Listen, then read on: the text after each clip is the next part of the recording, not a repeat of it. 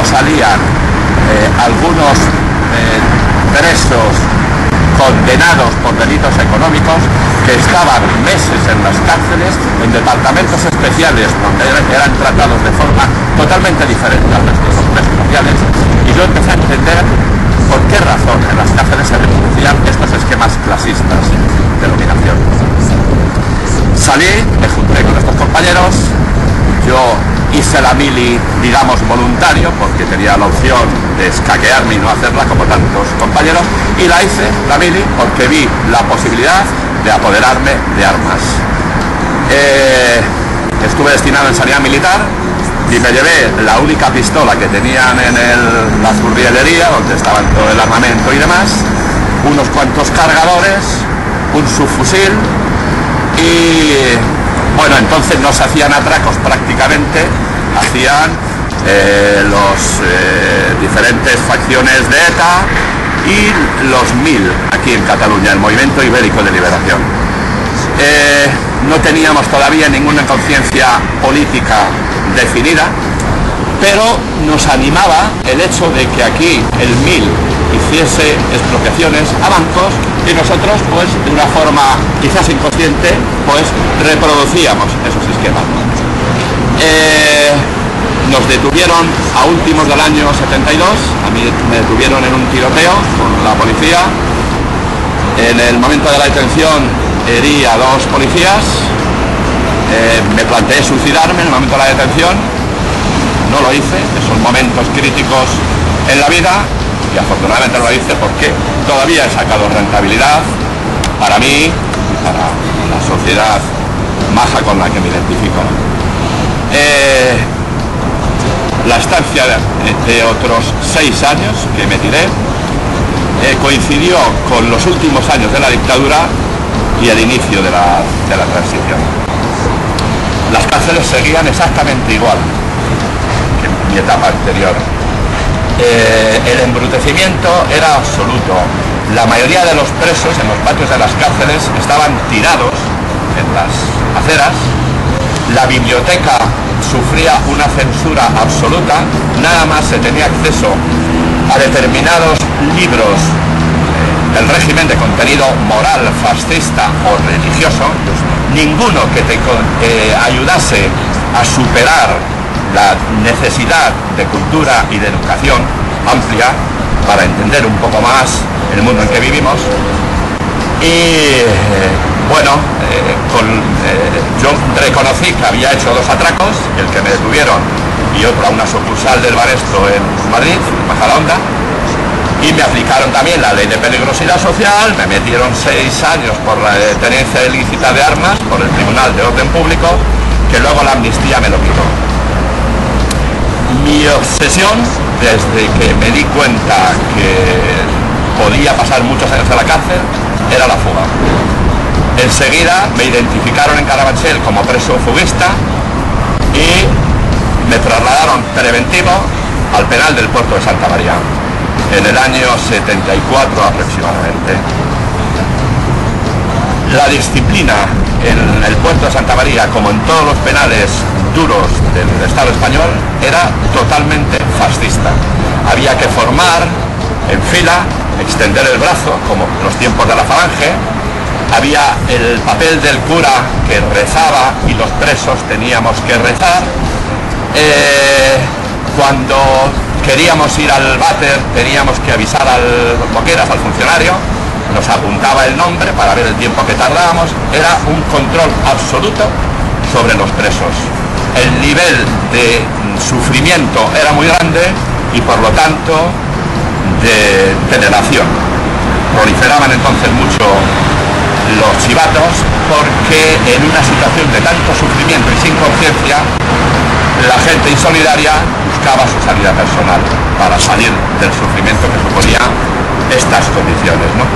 El rancho era de muy baja calidad, se pasaba mucho hambre, no había posibilidad de dinero para comprar tabaco, para satisfacer las mínimas necesidades. Yo tuve la suerte de conocer a un grupo de atracadores franceses, bretones, y entré en su comuna, digamos, y ellos recibían una prensa que se editaba entonces en Francia, que era el diario Liberación, y algunas revistas más o menos de contenido izquierdista a raíz del 68 en Europa, ¿no? De esta forma empecé a informarme y a tomar conciencia de las luchas sociales que había en Europa, en Italia, en Francia, Alemania, etc., ¿no?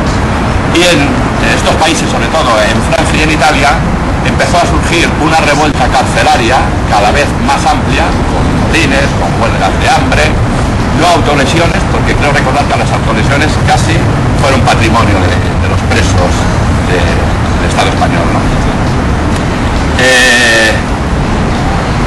Me trasladaron a Carabanchel para asistir a juicio. Estuve los 6 años, estuve en prisión preventiva, no me juzgaron ni me condenaron. Después sí, cuando salí de libertad provisional ya me condenaron. Y en Carabanchel tomé contacto con un grupo de compañeros que coincidimos, que estábamos todos por la misma labor. Todavía no había muerto Franco, era 74-75, y decidimos que había que empezar una labor de agitación y de toma de conciencia, presos, para romper el embrutecimiento, la violencia, la miseria en la que vivíamos en las cárceles españolas. Al principio empezamos a hacer unos panfletos de forma artesanal, manual, y los tirábamos por las ventanas de las galerías de Carabanchel. Observamos la reacción de los compañeros y poco a poco vimos que despertábamos simpatía, que estaban de acuerdo con el planteamiento que hacíamos, porque de alguna forma enlazamos con las luchas populares que se daban en el exterior, en el Estado español, sobre movilizaciones para la consecución de la amnistía. En general se movilizaba la gente para conseguir la amnistía para los presos políticos, y había movilizaciones de todo tipo, antinucleares, feministas, las primeras ocupaciones, antimilitaristas, insumisos, etcétera, ¿no? Enseguida vimos que teníamos una argumentación jurídica, política y social que se nos incluyese en el cambio que se avecinaba con la muerte del dictador y lo que ellos llamaban advenimiento de la democracia. Argumentábamos de que teníamos derecho exactamente igual que los presos políticos, porque habíamos sido condenados por unas leyes muy duras, por una justicia fascista. Había muchos militantes de Fuerza Nueva en la judicatura, en las cárceles, en la policía, etc. Y consideramos que si había una reparación a los presos políticos, a los presos sociales, teníamos el mismo derecho. Poco a poco empezamos a ganar fuerza y amplitud en la movilización y agitación, y fuimos perfeccionando la técnica de impresión de los panfletos. Por ejemplo, ideamos una imprentilla con la suela de las zapatillas que recortábamos con las cuchillas, y con la suela de otra zapatilla a la que vábamos la diluíamos en agua y luego hacíamos tampones, y esto, bueno, pues nos liberaba de tanto trabajo mecánico, y la perfección de la impresión pues era mucho más correcta, ¿no? Decidimos dar un salto más y empezar a poner panfletos resumidos para despertar las conciencias de los compañeros, en los economatos, en las duchas, en las comunicaciones, en las enfermerías, y vimos que no los arrancaban, y vimos que poco a poco la gente preguntaba a ver quiénes eran los que estaban redactando estos panfletos y demás. Y llegó un momento que decidimos ya dar la cara, porque vimos que ya teníamos la fuerza suficiente como para que, si nos identificaban a los que empezamos más activos, no había problema, porque había ya relevo de muchos compañeros que ya estaban dispuestos. Habíamos roto el miedo, habíamos roto el embrutecimiento, y empezábamos a tomar conciencia de nuestra situación y de nuestras posibilidades. Convocamos la primera huelga de trabajo, de talleres en Carabanchel. Había 3 o 4 talleres, y el taller de los chavales del reformatorio de Carabanchel, que ya tomamos contacto con ellos, y los chavales, con la juventud y la pureza todavía de sus corazones, pues se sumaron también enseguida a nuestras movilizaciones. Paralizamos todos los talleres de la cárcel de Carabanchel y bueno, pues fue el primer éxito, digamos, colectivo abierto que conseguimos. Aprovechamos que la cárcel de Carabanchel era un centro neurálgico para los traslados y la estancia provisional de días de otros presos que eran trasladados a otras cárceles, para difundir el contenido de nuestras reivindicaciones y de nuestra estrategia. Los presos que pasaban pues aprovechaban todas las posibilidades que puede brindar el cuerpo humano para esconder los comunicados y los panfletos y distribuirlo en el resto de cárceles. A los pocas semanas, en una operación de la Dirección General de Prisiones, nos aislaron a unos 20 y tantos compañeros que nos identificaron como militantes de Coppel en una galería que estaba a medio construir en la cárcel de Carabanchel, la Sexta Galería. Ahí aprobamos para vivir en comuna. Fue la primera experiencia comunal que vivimos los presos sociales. Hasta ahora había sido patrimonio de los presos políticos por su cohesión más o menos ideológica, y nosotros reproducimos de una forma práctica, solidaria, esta forma de vida. Socializamos todo lo que teníamos, los paquetes que recibíamos a las familias, cada vez que llegaban las familias había una celda donde se depositaban, hicimos una biblioteca de consulta gratuita para todo el mundo, para todos los presos, etcétera, y había un clima de colaboración, de solidaridad, una energía que yo me di cuenta que éramos imparables. Lo del costo no lo voy a contar. Vimos que al dominar el espacio de la cárcel teníamos posibilidad de hacer túneles para conseguir la fuga. De hecho, en la rotonda de Carabanchel enseguida tuvimos acceso al alcantarillado de la Sexta Galería. Yo conocía bastante el alcantarillado de la cárcel de Carabanchel por una información de hacía tiempo con los presos políticos y demás, y estuvimos unos cuantos días dentro de las cloacas de Carabanchel para a ver si podíamos conseguir la logística y el clima adecuado para hacer una fuga en condiciones.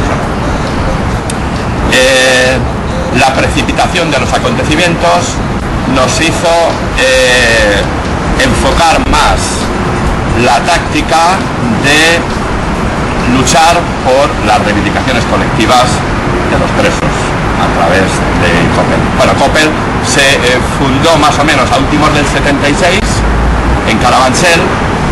Al principio nos llamábamos Coordinadora de Presos Españoles en Lucha, y varios compañeros dijimos lo de España nada, porque España es un concepto de nación imperial que no tiene nada que ver con la realidad del pueblo, ni en el pasado, ni en el presente. Entonces los españoles lo quitamos de encima, ¿no? A últimos del 76, se me olvida, se hizo también el primer motín en el hospital penitenciario de Carabanchel. Yo estaba entonces en el puerto de Santa María, ahí me trasladaba constantemente, Carabanchel Puerto, que era mi residencia del puerto de Santa María, y fue la primera vez que se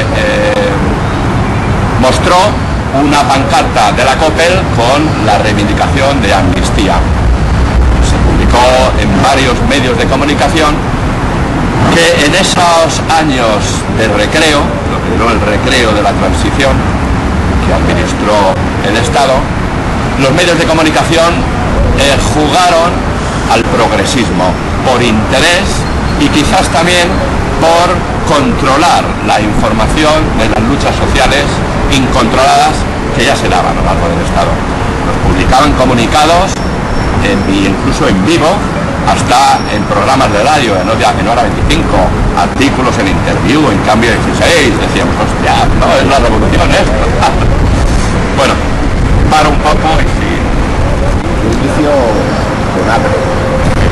Vamos a ver, APRE en el año 64 cuando me preso hasta el año 90.